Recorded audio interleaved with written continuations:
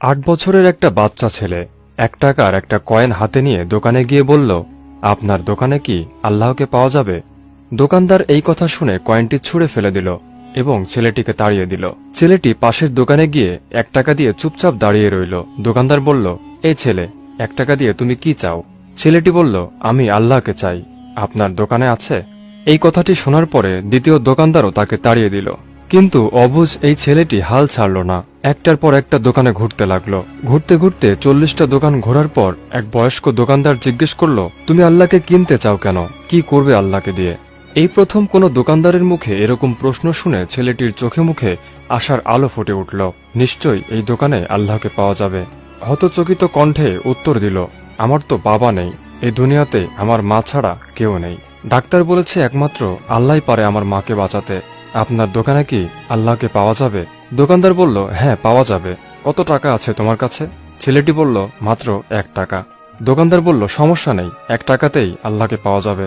দোকানদার বাচ্চাটির কাছ থেকে 1 টাকা নিয়ে খুঁজে দেখল 1 টাকায় 1 গ্লাস পানি ছাড়া বিক্রি করার মতো কিছুই নেই। তাই ছেলেটিকে ফিল্টার থেকে 1 গ্লাস পানি ধরিয়ে দিয়ে বলল, এই পানিটা খাওয়ালেই তোমার মা সুস্থ হয়ে যাবে। পরের দিন একদল মেডিকেল স্পেশালিস্ট ঢুকলো সেই হাসপাতালে। ছেলেটির মায়ের অপারেশন হলো। খুব দ্রুতই তিনি সুস্থ হয়ে উঠলেন। ডিসচার্জের কাগজে হাসপাতালের বিল দেখে মহিলার অজ্ঞান হওয়ার মতো অবস্থা। ডাক্তার ওনাকে আশ্বস্ত করে বললেন, টেনশনের কিছুই নেই, একজন বয়স্ক ভদ্রলোক আপনার সব বিল পরিশোধ করে দিয়েছে, সাথে একটা চিঠিও দিয়েছেন। মহিলাটি চিঠি খুলে পড়ে দেখল তাতে লেখা, আমাকে ধন্যবাদ দেওয়ার কোনো প্রয়োজন নেই, আপনাকে তো বাঁচিয়েছেন স্বয়ং আল্লাহ তাআলা, আমি তো শুধু ওসিলা মাত্র। বরং ধন্যবাদ দিলে দিন আপনার অবুঝ বাচ্চাটিকে, যে 1 টাকা হাতে নিয়ে অবুঝের মতো আল্লাহকে খুঁজে বেরিয়েছে। তার বুক ভরা বিশ্বাস ছিল একমাত্র আল্লাহই পারে আপনাকে বাঁচাতে। এরই নাম বিশ্বাস, এরই নাম ঈমান।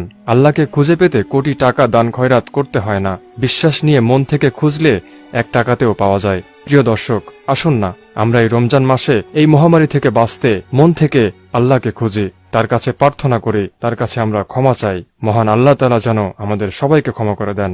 আমিন।